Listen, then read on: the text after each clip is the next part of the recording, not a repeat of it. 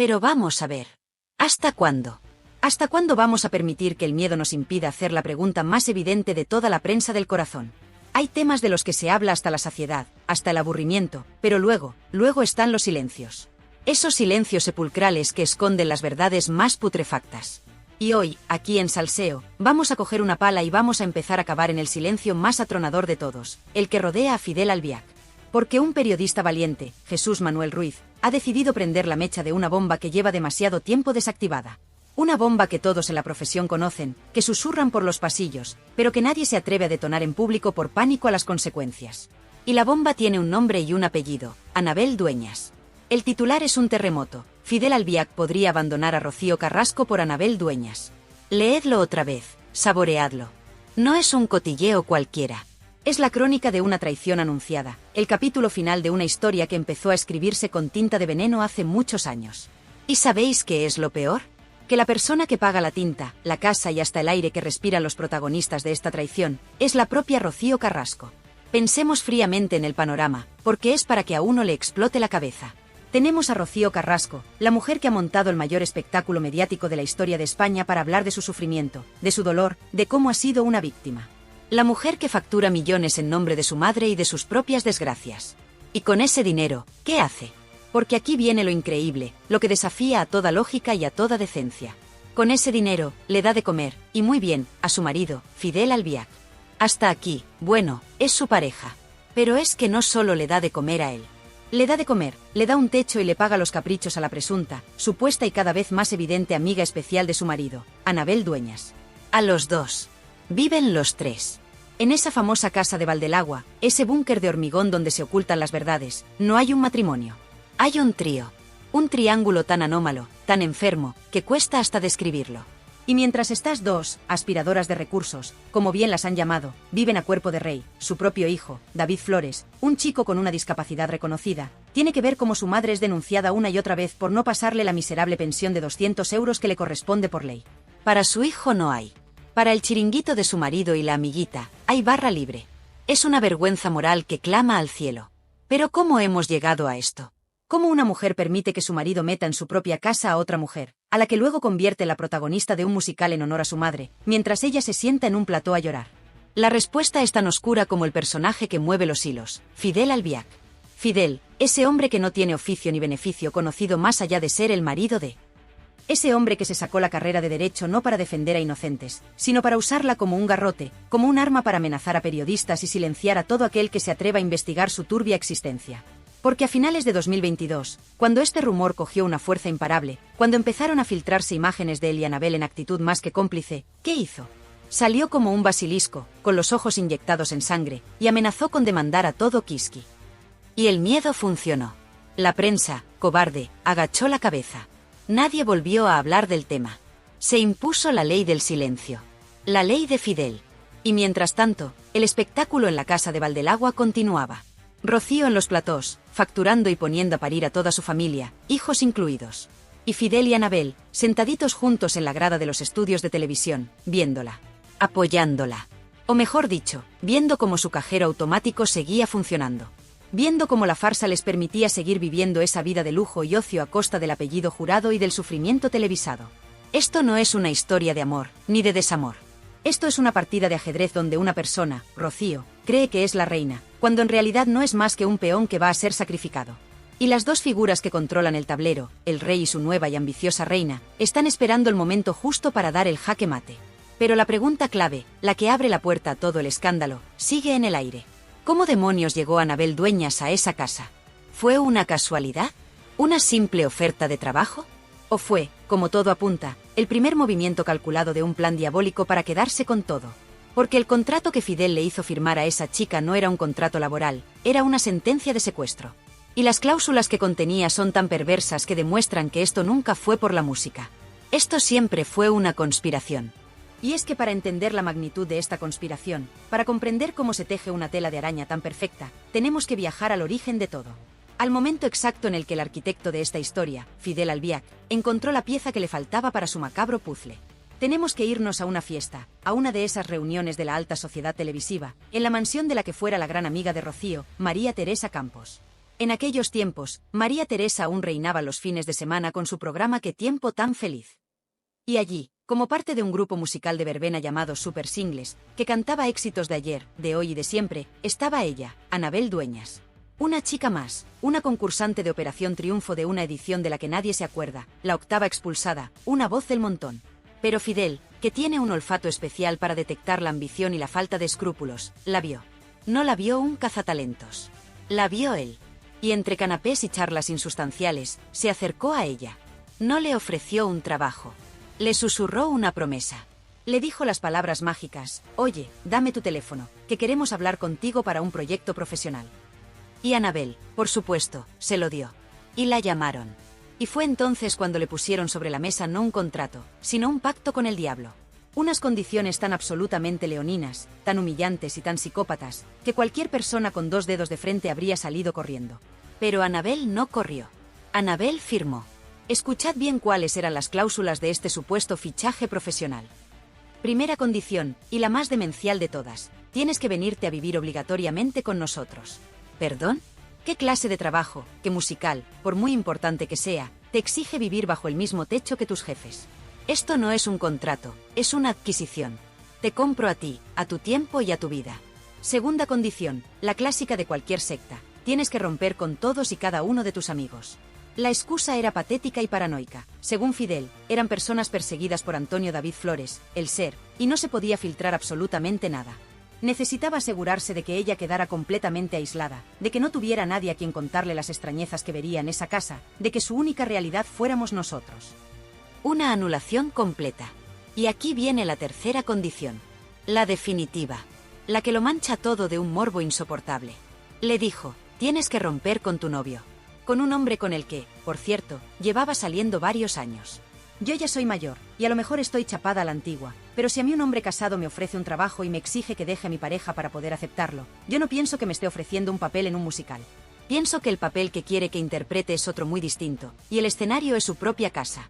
La explicación oficial que le dieron era de risa. Le dijeron que, para imitar la voz de Rocío Jurado, un fenómeno tan paranormal y extraordinario, los ensayos se tenían que alargar hasta las 3 o las 4 de la madrugada. Y claro, pobrecita, ¿cómo se iba a ir ella sola a su casa a esas horas? Mejor que se quedara ya a vivir allí, con ellos. Es una justificación tan burda, tan insultante a la inteligencia, que solo alguien desesperado por la fama, o con la misma catadura moral que ellos, podría aceptar. Y lo más grave es que en España, la inspección de trabajo te llama al orden por mucho menos. Te cruje por condiciones laborales infinitamente menos abusivas. Pero se ve que a la mansión de Valdelagua, al castillo de Barbazul, nunca llamaron. Se libraron. Como siempre. Esta situación, tan anómala, tan perversa, empezó a filtrarse. Y lógicamente, los periodistas fueron a preguntar a la verdadera familia de Rocío. A Amador, a Gloria Camila, que se reían, se descojonaban por la calle, porque no daban crédito. No entendían qué clase de locura estaba pasando. Pero el tiempo demostró que no era una locura. Era un plan. Porque una persona normal, con un mínimo de dignidad, sale corriendo de una oferta así. Pero Anabel Dueñas no es una persona normal. Y sus propios amigos, los que la conocían antes de que Fidel la abdujera, estaban a punto de revelar la verdadera y oscura naturaleza de su ambición. Porque, efectivamente, cuando el círculo más íntimo de Anabel Dueñas vio cómo ésta era abducida por la pareja Iberdrola, cómo era engullida por la urbanización de Valdelagua, no se quedaron callados del todo. Una de las primeras en dar la voz de alarma, aunque luego el miedo la hiciera callar, fue Anabel Pantoja. Sí, la sobrina de la tonadillera. Confesó en televisión, en aquellos programas que todavía tenían libertad para hablar, que ella había sido amiga íntima, muy amiga, de Anabel Dueñas. Y relató su estupefacción. Contó cómo, de la noche a la mañana, su amiga desapareció. Dejó de cogerle el teléfono, dejó de contestar a los mensajes. Se la tragó la tierra. O, para ser más exactos, se la tragó la casa de Fidel Albiac. Pantoja llegó a decir que lo que más le había dolido, lo que le pareció una prueba irrefutable de que algo raro pasaba, es que ni siquiera la invitó al estreno de ese musical del que tanto presumía. Su amiga íntima, borrada del mapa. Ese es el primer rasgo de quien obedece una orden de aislamiento. Pero si el testimonio de Anabel Pantoja nos habla de la víctima de una amistad rota, el de otra de sus compañeras, Mercedes Durán, va mucho más allá. Mercedes Durán, que compartió con ella el grupo musical Super Singles, dibujó un retrato psicológico de Anabel Dueñas que es, sencillamente, aterrador. Y lo más escalofriante es que, cuando lo escuchas, te das cuenta de que su perfil encaja, como un guante de seda, con el de su nuevo mentor, Fidel Albiac. Quizás por eso se entendieron tan bien y tan rápido. Mercedes Durán, su amiga, su compañera, la describió con 3 adjetivos que son 3 puñales. Dijo que Anabel Dueñas era, 1, una persona tremendamente ambiciosa. Y esto no es necesariamente malo, pero en su caso, era una ambición que no reparaba en medios. Una ambición que la llevaba a mirar siempre por encima del hombro a los demás, a considerar a sus compañeros no como iguales, sino como escalones que pisar para poder subir. Y esta ambición desmedida nos lleva directamente a su vergonzoso paso por Operación Triunfo. Mucha gente no lo recordará, pero en su edición, Anabel Dueñas formó parte del grupo que le hizo la vida imposible a la que finalmente fue la ganadora, Virginia Maestro. Sí, aquella chica de voz rota que fue apadrinada por Risto Mejide y que el público, en un acto de justicia poética, salvaba semana tras semana. ¿Y qué hacía Anabel Dueñas? Según se vio en pantalla, lideraba junto a otros el acoso y derribo contra Virginia. Las malas caras, los corrillos, los desprecios, todo quedó televisado. No soportaban que el público prefiriese el talento y la autenticidad de Virginia a la mediocridad de su grupito. Se enfadaban, se cabreaban, y demostraron una envidia corrosiva. Y esto nos lleva al segundo adjetivo que usó su amiga Mercedes Durán, envidiosa. Una envidia que la consumía y que la llevaba a atacar a quien brillaba más que ella. Pero es el tercer adjetivo el que define toda esta historia. Es la palabra clave que conecta a Anabel con Fidel y que explica por qué aceptó ese contrato demoníaco. Su amiga Mercedes dijo que Anabel Dueñas era una persona taimada. Una persona taimada. ¿Sabéis lo que es eso?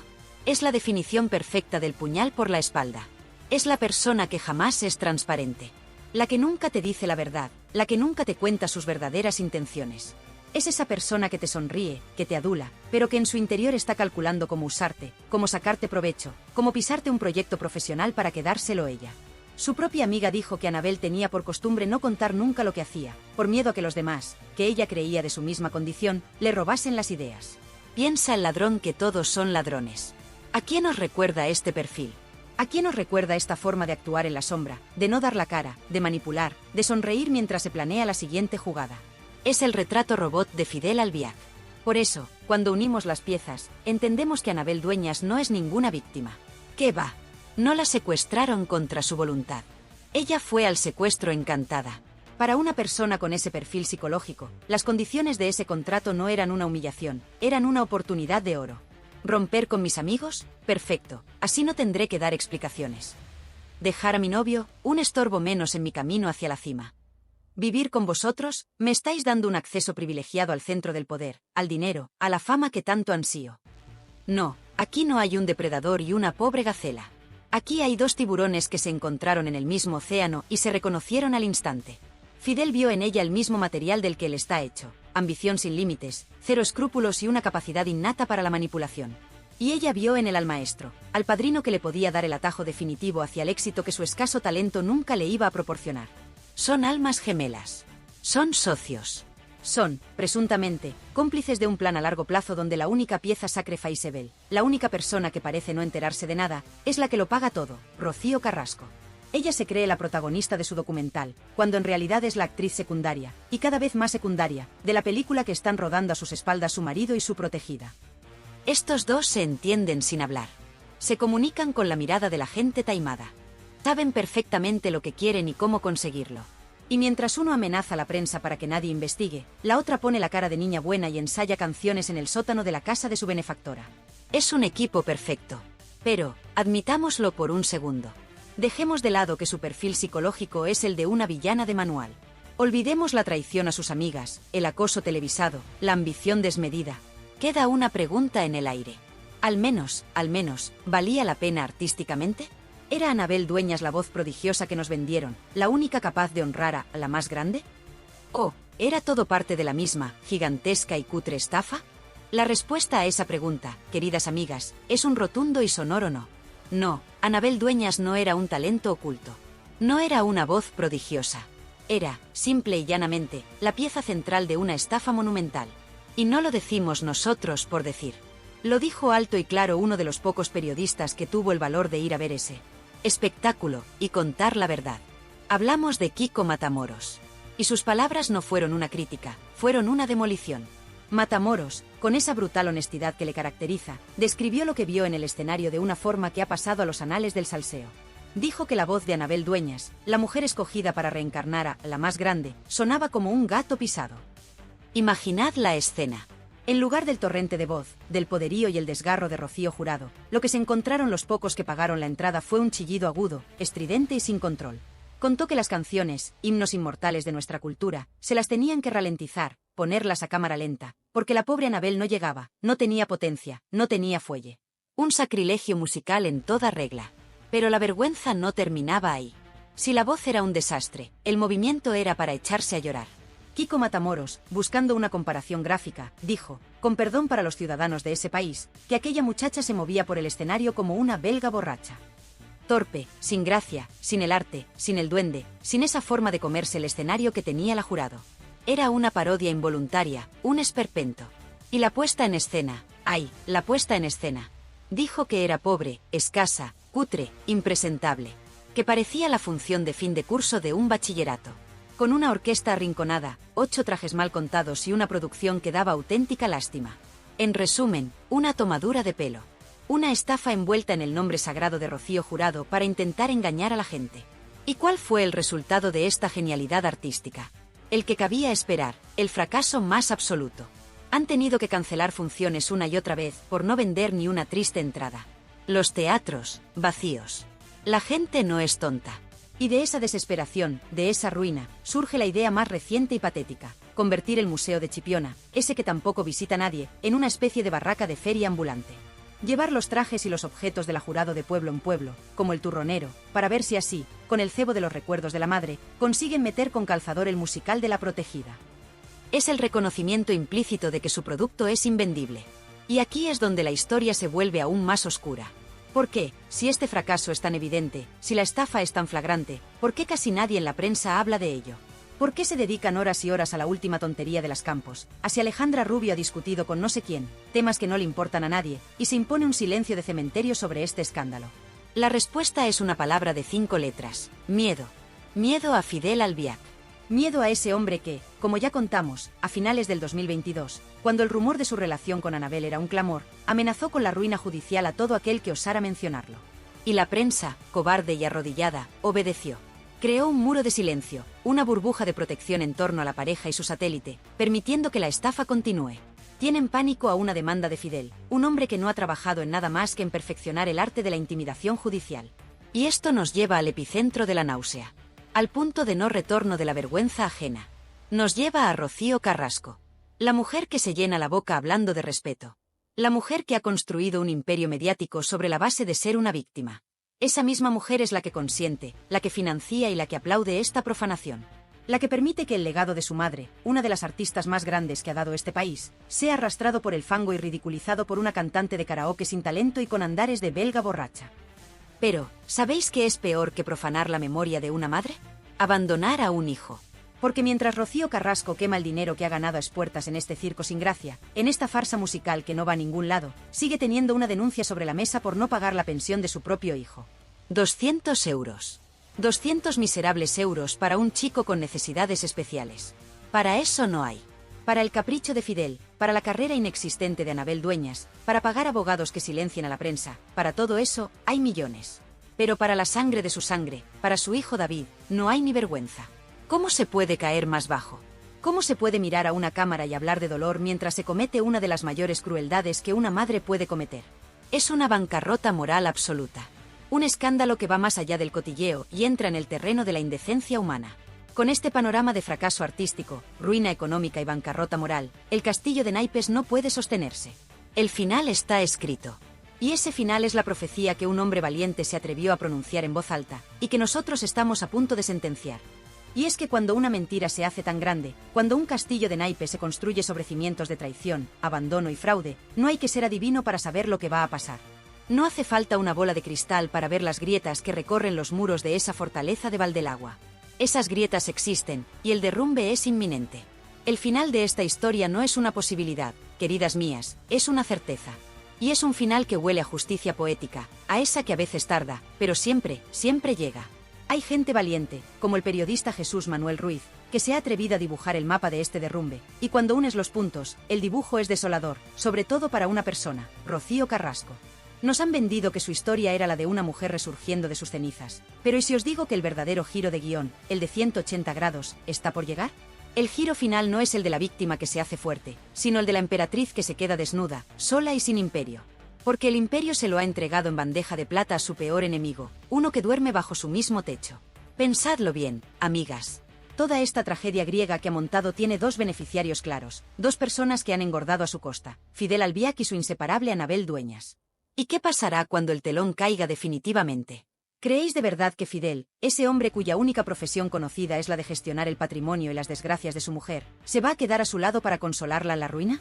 Un hombre que, presuntamente, no ha demostrado un ápice de compromiso real con ella. La historia y los hechos nos dicen que no. La historia nos dice que personajes como él no son leales a las personas, son leales a los proyectos. Y el proyecto Rocío Carrasco está dando sus últimas bocanadas. Ahora empieza el proyecto Anabel Dueñas. Esa chica que llegó como una supuesta artista y se ha convertido en la sombra que todo lo controla. Esa actriz secundaria que ha estado ensayando pacientemente su papel y que está a punto de dar el salto a protagonista. Y ese salto, no nos engañemos, será sobre el cadáver mediático de Rocío Carrasco. El día menos pensado nos levantaremos y veremos la noticia. No nos sorprenderá, pero nos indignará igualmente. La noticia del abandono. Casi puedo visualizar la escena. El silencio gélido en esa casa impersonal y carísima.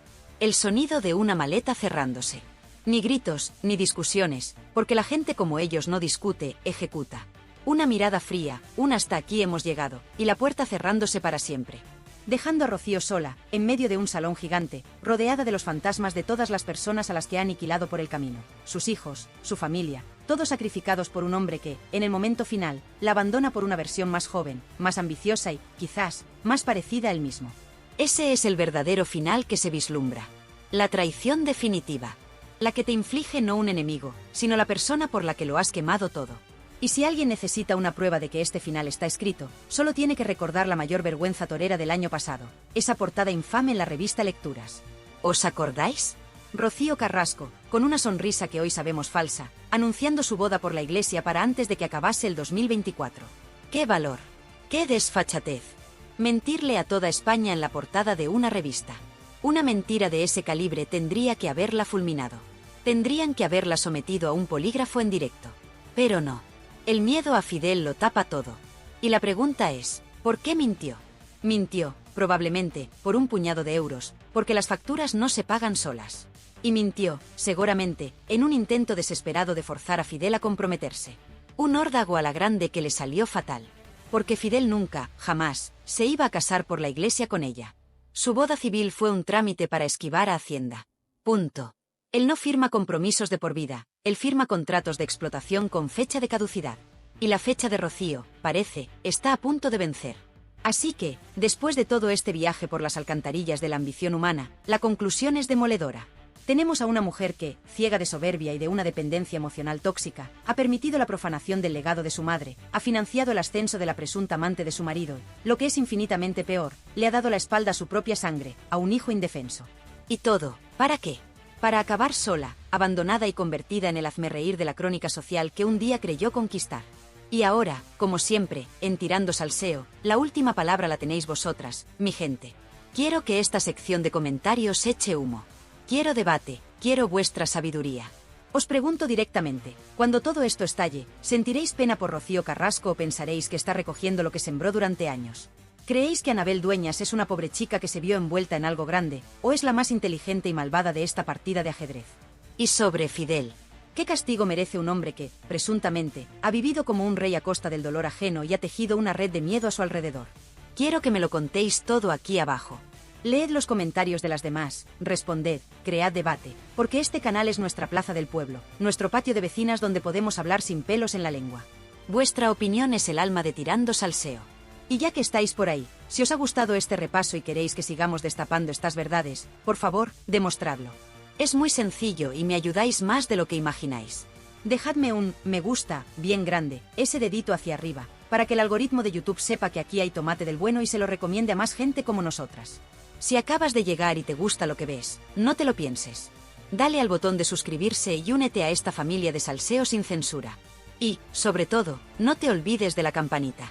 Si le das a la campanita y seleccionas todas, serás la primera en enterarte de cada bomba que soltemos, y te prometo que lo que viene es dinamita pura. De hecho, os doy un pequeño adelanto del próximo vídeo. Vamos a meternos de lleno en la Casa Real, porque Iñaki Urdangarín, el ex de la infanta, ha decidido que ahora quiere ser influencer y contarnos su vida. Dice que su nuevo trabajo es ser amo de casa. Analizaremos esa entrevista y las verdaderas intenciones que hay detrás, porque huele a montaje y a ganas de facturar a kilómetros. Muchísimas gracias por estar ahí, por vuestro apoyo incondicional y por hacer de este rincón el mejor lugar de YouTube. Nos vemos muy pronto en el próximo vídeo. Porque aquí, en Tirando Salseo, nosotras no nos callamos.